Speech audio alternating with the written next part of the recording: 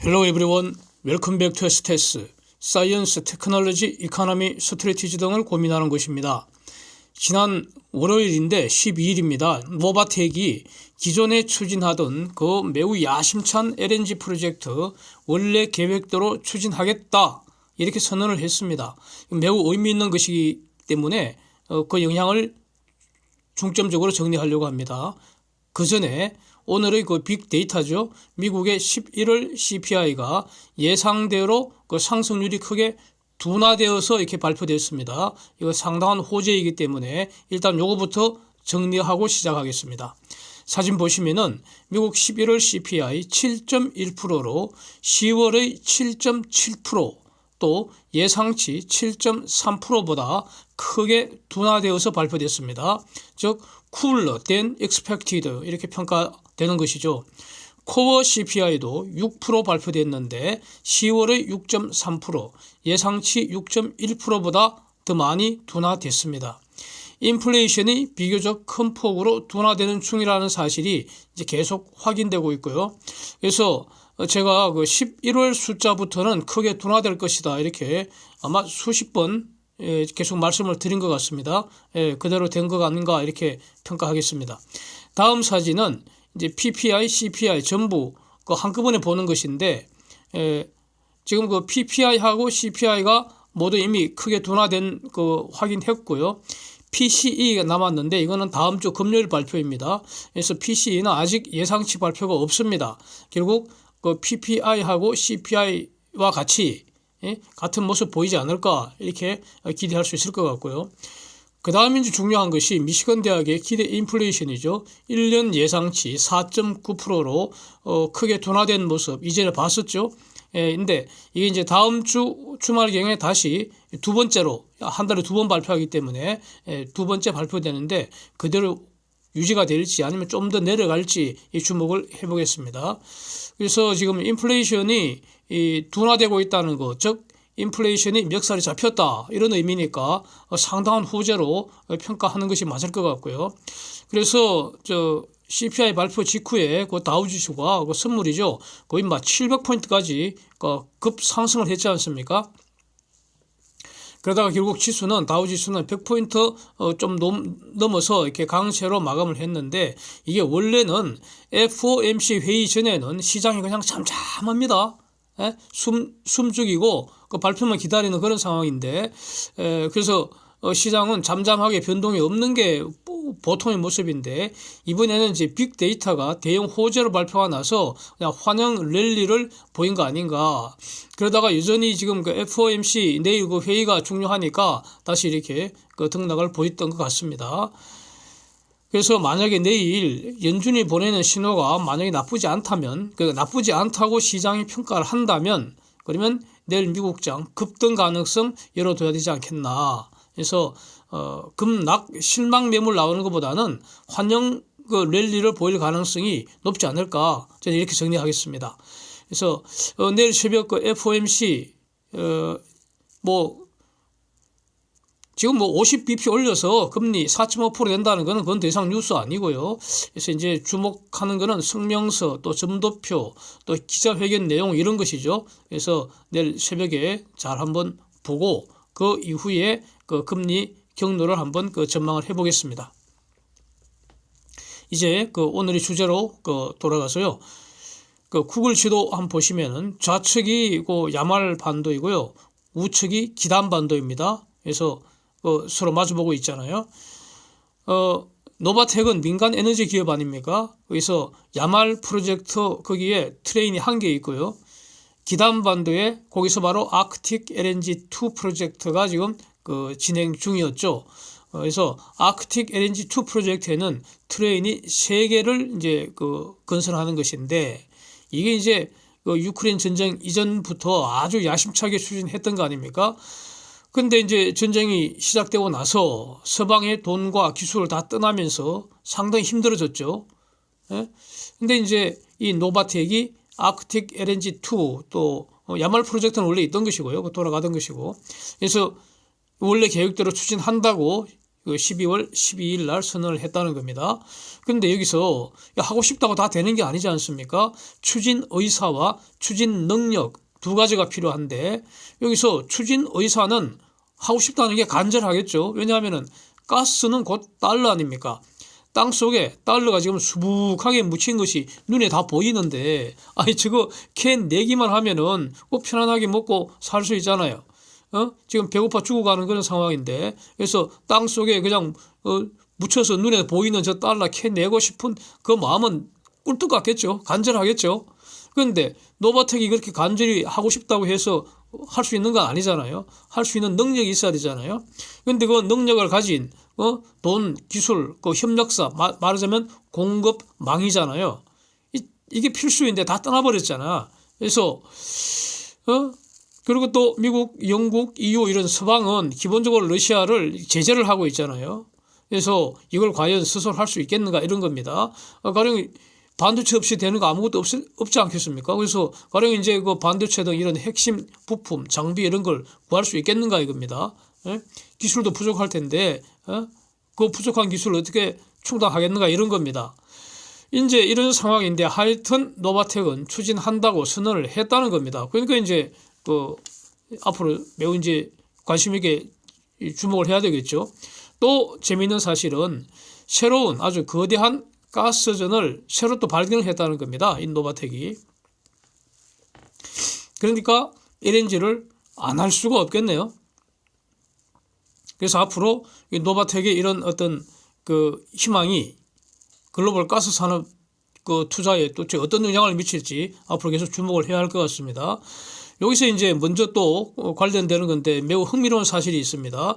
지금까지는 그 EU가 가령 21년에 EU가 러시아에게서 수입한 그 가스가 한 155 BCM이라고 했는데 그중에 140은 가스로 받은 거고요. 파이프 통해서. 그러니까 파이프 운영하는 데는 그 가스프롬 아닙니까? 그래서 15는 LNG 형태로 이제 수입을 한 거 아닙니까? 그래서 지금까지는 주로 그 가스로 받는 거, 파이프를 통해서 받는 거, 그게 이제 모든 관심이 집중되어 있었던 것인데, 그러니까 유럽 입장에서도 러시아의 노바텍에게서 수입하는 그 LNG에 대해서는 지금 명확한 어떤 제재 지침이 없다는 겁니다. 이런 와중에 러시아산 LNG 수입은 증가했다는 겁니다. EU가 러시아에서 가스로 수입하는 것은 계속 감소를 했는데 사실상 거의 뭐 스톱된 거나 거의 뭐 비슷한 상황인데 러시아 LNG 수입은 증가하고 있었다는 겁니다. 그러니까 노바텍이 판매하는 LNG 수입은 증가했다는 겁니다. 그래서 금년 10월까지 데이터가 지금 제가 확보한 것인데 LNG 수입은 1,320만 톤이었는데 이게 작년 같은 기간에 1,090만 톤보다 230만 톤이나 늘었다는 겁니다. 그래서 이게 EU가 수입한 LNG량의 대략 한 15% 정도를 차지했다는 것이고 23년에도 최소한 이 정도 비율은 유지하는 거 아닌가 이렇게 이제 그 전망이 된다는 겁니다. EU 입장에서는 LNG 확보하는 게 지금 당장 발등에 떨어진 불안입니까? 그리고 미국 등 그 서방 입장에서도 지금 뭐 열심히 그 대처를 해주고 있는데도 불구하고 한계가 있는 거 아닙니까? 또 이게 지금 어떤 그 부족해지면 가스 가격이 폭등을 하는 것도 또 문제 아닙니까? 그래서 일단 상당 부분 묵인해 준 거 아닌가 이것도 이제 주목이 되고요. 그리고 그 사진의 그래프에 막대 그래프 나오는 거는 그러니까 가스로 수입하는 거는 계속 감소를 하는데 LNG 수입은 증가하는 게 그게 자세히 보면 확인이 되는데 저거는 10월까지 데이터이죠. 그 이후에 그 가스는 급격하게 감소하지 않습니까? 특히 노드스트림 폭파 이후에 급격히 감소해 갖고 그 이후에 또 뭐 그 독일 통해서 오는 야말 파이프도 잠겼다는 거죠. 안 온다는 겁니다. 그래서 사실상 가스 형태로 오는 거는 한 10% 수준으로 떨어졌다는 완전히 추락한 상태입니다. 그런데 그 LNG 수입은 늘고 있다. 아주 흥미로운 사실입니다. 이제 이런 걸 다 감안해서 노바텍이 LNG 비즈니스 계속하겠다 이렇게 선언을 한 거 아닌가. 또 이제 그 최근에 그 토탈 에너지가 완전히 그냥 그 노바텍 저 지역에 아크틱 LNG2에 투자했던 그 지분을 완전히 상각 처리했다고 얼마 전에 말씀드렸는데, 그 후에 이제 이런 그 선언을 한 것 같습니다. 노바텍이 그 결의를 다진 것인데, 이제 여기서 노바텍 비즈니스 규모, 그 다음에 새로 발견된 가스존, 요거 이제 정리를 일단 해두겠습니다. 아크틱 LNG2의 그 설비 용량 연간 2천만 톤, 이 정도 지금 추진하고 있다는 겁니다. 그래서 이게 다 됐을 때 연간 2천만 톤, 저거 이제 실어 나르려면은 그 배가 대략 한 30척 정도 LNGC, 최소한 30척 이상 LNGC가 이제 필요한 그런 상황입니다. 저게 규모가. 트레인 3개로 구성한다는 것이고요. 트레인 1개당 그건 한 700만 톤 규모 안 됩니까? 카타르 확장 프로젝트에서 트레인 1개당 한 800만 톤 규모로 이렇게 하고 있습니다. 그래서 트레인 1번 트레인은 23년 12월에 완공해서 정상적으로 가동하겠다는 것이고요. 이게 원래 목표인데 목표대로 한다는 겁니다. 트레인 2는 24년에 이제 완공되고 트레인 3는 26년에 가동하고 싶다는 겁니다. 이제 이런 목표를 추진하겠다는 겁니다. 그 외에 또 하나 더 있는데 옵스키 LNG 그 프로젝트가 있는데 이게 500만 톤 규모였습니다. 이거는 23년 상반기 내에 FID, Final Investment Decision 한다는 겁니다. 그래서 원래 계획대로 하겠다는 겁니다. 이렇게 해서 기본적으로 노바텍은 2030년까지 연산 7천만 톤 규모 LNG 프로젝트를 지금 추진하겠다는 겁니다. 대단한 겁니다. 원래 대단했었죠. 그래서 이게 좌초되나 했는데 노바텍은 하겠다고 선언을 했습니다. 그러니까 현재 용량이 대략 한 3.5배 수준까지 확장하겠다는 겁니다. 이외에 또 새로 가스전이 발견됐다는 건데, 그 사진 한번 보시죠. 저 지역에 새로 발견됐다는 그 지역의 어떤 구글 사진으로 검색을 해봤더니 그 빨간 점 있는 데 그걸로 표시되는데 너무 멀잖아요. 그 해안가에서. 그래서 아마 그 빨간 점은 행정 중심 지역이 표시된 것 같고요. 다른 다른 필드는 검색이 안 되고 그렇더라고요. 그래서 아마 기단반도 아크틱 LNG2하고 이제 비슷한 인근 지역 아닌가, 일단 이렇게 짐작을 하겠습니다. 필드 이름을 기르야 필드라고 이름을 붙였다는 겁니다. 그래서 기르야라는 거는 사람 이름인데 2017년에 사망한 노바텍 부사장 이름이라고 합니다. 그래서 기르야 필드. 근데 아주 재미있는 게 저기서 이제 부카린스키라는 어떤 허가받은 어떤 필드가 있었는데, 부카린스키가 검색이 안 돼서 그렇습니다. 기단반도에 있다는데, 그래서 부카린스키에서 첫 번째 드릴링 딱 했더니 52 BCM, 대략 한 1.8 TCF, BCM이 빌런이고 TCF는 트릴리언 큐빅피트 아닙니까? 52 BCM 정도가 확인이 됐다는 겁니다. 한 번 뚫었는데 첫 번째 드릴링에서 발견됐다고 그러네요. 그러니까 하여튼 저 지역은 딱 찍어서 파면 그냥 가스가 나오나 봅니다. 그래서 저 프로젝트 이름을 아크틱 LNG 1이라고 이름을 붙였다는 겁니다. 그래서 거꾸로 가는 거죠. 넘버링을 거꾸로 하는 것 같습니다. 그래서 기본적으로 요 기르야 필드, 즉 아크틱 LNG 1 프로젝트는 현재 하고 있는 아크틱 LNG 2 프로젝트가 마무리된 다음에 추진하겠다, 이런 계획인 것 같습니다. 그래서 이제 좀 조용히 한번 되돌아본다면은 사실 전쟁은 잠깐 하는 거 아니겠습니까? 근데 이 가스 비즈니스, 이 사업이라는 거는 영원한 거 아니겠습니까? 그래서 ongoing 비즈니스라는 거 아닙니까? 계속 기업이죠. 그래서 그리고 또 부수는데도 가스가 필요하고 재건하는데도 가스는 필요한 거 아니겠습니까? 가스는 에너지원일 뿐이죠. 그래서 그러니까 지금 아직은 아크틱 LNG 1 저 지역은 아직은 탐사 단계입니다. 탐사 단계. 그런데 결국 아크틱 LNG 2하고 비슷한 규모로 지금 기대를 하고 있는 것 같습니다. 그렇다면은 엄청난 규모 아닙니까? 저 지역이. 그래서 러시아가 이 가스 산업에서 이대로 사라지지는 않겠다, 이렇게 선언을 하고 있는 것 같습니다. 그 다음에 이제 아크틱 LNG 트레인2 프로젝트죠. 여기서 지금 트레인1이 23년 말까지 이제 그 정상 가동한다는 것인데, 이 트레인1은 전쟁 발발 이전에 진도가 상당히 나가 있었던 상태였습니다. 근데 문제는 내년 말까지 그럭저럭 공장은 돌아갈 가능성은 일단 높은 것 같은데, 그 다음 문제가 있잖아요. 그 LNG 누가 사느냐 이겁니다. 그래서 일본이 대략 연간 한 200만 톤 정도 사가기로 했다고 합니다.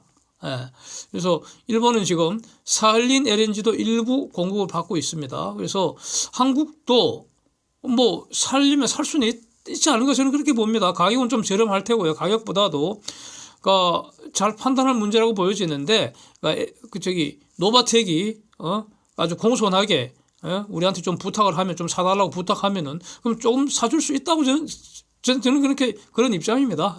전쟁은 순간이고요. 비즈니스는 영원하지 않습니까? 세월이 지나면 모든 것은 변하잖아요. 따라서 사람의 마음도 변할 수 있잖아요. 그래서 노바텍이 사달라고 하면은 사줄 수도 있다고 생각합니다. 그 다음에 삼성중공업이 확보한 그 러시아 일감, 그것도 결국 그럭저럭 추진될 가능성이 높다고 보는 게 맞을 것 같습니다. 이거 저는 삼성중공업의 러시아 리스크 별로 심각하게 보지 않고 있는데, 현재로서는 지금은 노바텍은 선박이 너무나 아쉬울 거 아닙니까? 그리고 어쨌든, 그리고 또 한편 또 분명한 거는 노바텍이 저걸 추진을 하건 말건 글로벌 LNG 수요 총량에는 또 영향이 없을 테고요. 뭐 이렇게 일단은 정리를 하겠습니다. 유크레인이 정의와 평화를 지금 말하고 있습니다. 그러니까 이 말은 지금 유크레인에는 정의와 정의도 없고 평화도 없다, 이런 뜻이 아니겠습니까? 유크레인이 반대하는데도 러시아가 유크레인의 영토를 이제 강제로 점령을 해버렸고요. 여기에 저항을 한다고 해서 유크레인을 죽이고 부수는 짓을 지금도 계속하고 있는 거 아닙니까? 그래서 유크레인 대통령 젤렌스키가 지금 요구 조건을 4개를 내걸었죠. 요구 조건 4개. 1번, 러시아가 무조건 철군하라는 겁니다. 언제까지? 크리스마스까지 철군하라는 겁니다. 이게 평화를 원한다면 러시아에게, 러시아 푸틴이 평화를 원한다면 젤렌스키 요구 조건 4개. 1번, 러시아가 무조건 철군해라. 언제까지? 크리스마스까지.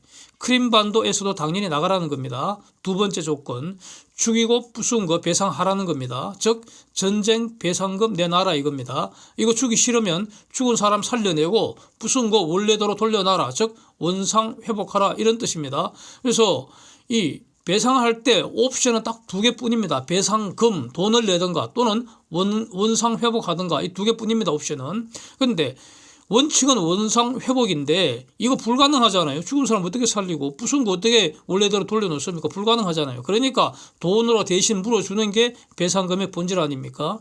3번째 조건, 전쟁 범죄자 처단하라 이겁니다. 4번째 조건, 이런 1, 2, 3 조건을 국제사회가 보정해달라. 즉 미국, EU, 한국, 일본 등등 보정해달라 이런 겁니다. 가령 필리핀이나 저런 데서 보정하는 거는 필요 없겠죠. 아니면 유엔이든가. 그런데 이거 본질은 러시아에 대해서 사실상 항복 요구하는 거 아니겠습니까? 그러니까 러시아는 지금 사실상 전쟁에서 졌다는 거죠. 이게 지금 러시아의 꼴 아닌가, 이렇게 이제 정리가 되는데, 그래서 지금 이런 논의가 뉴스가 많이 나오지 않습니까? 그 중에 하나 사진, 프랑스 언론 보도인데, 글로벌 피스 포뮬라 서밋 또는 유크레인 피스 포뮬라가 공식 이렇게 많이 알려지고 있는데, 그러니까 유크레인의 평화 공식, 그러니까 유크레인의 평화 협상의 어떤 조건, 이런 거 아니겠습니까? 그러니까 글로벌 피스 포뮬라 서밋을 열자, 이렇게 젤렌스키가 요구를 했다는 거죠. 제안을 했다는 겁니다. 유크레인 평화를 위한 회담을 열자. 그런데 지금 유크레인이 주장하기 위해서 봤던 1, 2, 3, 4 이거 주장 4개는 그건 기본적으로 정당하지 않습니까? 저는 그렇게 보입니다. 정당하다. 정당한 주장을 지금 젤렌스키가 하고 있다. 그 다음에 러시아하고 친하게 지내는 것보다는 EU랑 친하게 지내고 싶다. 우리는 EU에도 가입하고 나토에도 가입하고 싶다. 이런 유크레인의 국가 의지는 지금 확고하게 보입니다. 이거. 그걸 위해서 지금 그거는 유크레인의 자유의지 아닙니까? 그런 걸 주장할 수 있어야 되잖아요. 그런데 문제는 유크레인은 그러한 어떤 그 국가 의지를 관철할 힘은 어디서 나오느냐? 그거는 미국과 EU, 영국 이런 서방 세력이 도와주니까 이게 가능한 거 아니겠습니까? 그래서 원래부터 제가 푸틴은 이길 수 없는 전쟁을 시작한 거다. 유크레인하고만 싸우는 게 아니라 미국하고 EU하고 영국 즉 세계를 상대로 싸워야 하기 때문에 푸틴은 이길 수 없는 전쟁을 시작한 거라고 처음부터 저는 이렇게 봤던 겁니다. 그래서 기본적으로 이 미국, EU, 영국 등 이 서방은 젤렌스키 즉 유크레인의 주장을 지지를 한다는 겁니다. 저 1, 2, 3, 4를 기본적으로 지지한다고 선언했습니다. 네? 그 다음에 필요한 무기 지원 계속 한다는 것이고요. 여기에 대해서 지금 겨울인데 푸틴이 유크레인의 에너지 인프라를 지금 다 부수고 있잖아요. 그러니까 무기 지원뿐만 아니라 유크레인에게 필요한 에너지 긴급 지원한다는 겁니다. 그리고 필요한 다른 경제적 지원도 계속 한다는 겁니다. 더 나아가서 유크레인 경제 재건 전략을 지금 논의하고 있다는 겁니다. 다시 말하면 유크레인의 힘은 계속 보강되고 있다. 이런 거 아닙니까? 러시아가 아무리 부수고 또 부수고 계속 부숴도 유크레인은 더 강해지고 더 센 무기가 지금 들어오고 있다. 이런 뜻입니다. 그래서 젤렌스키가 제시한 그 조건, 다시 말하면 유크레인의 평화 공식을 풀려고 할 때, 그 젤렌스키의 말은 정의로운 평화라는 거 아닙니까? 정의로운 평화. 정의로운 평화의 조건이 1, 2, 3, 4가 실현돼야 한다는 거죠. 제일 어려운 과제는 뭘까? 3번, 그 전범자 처단하는 거, 그거 아닐까 싶습니다. 지금 전범의 수괴가 푸틴인데 저게 실각하지 않는 한 실현 불가능한 조건 아니겠습니까? 그래서 이 조건이 이제 이 유크레인 피스 포뮬러가 어떻게 풀어져 나가는지 이걸 이제 주목을 해야 할 것 같은데 앞으로는. 그렇다면 조만간 겨울전쟁, 원래 겨울전쟁 화이트워라는 게 핀란드하고 러시아 소련 간의 2차 세계대전 그 와중에 생긴 그 치열한 전쟁 아닙니까? 겨울전쟁이.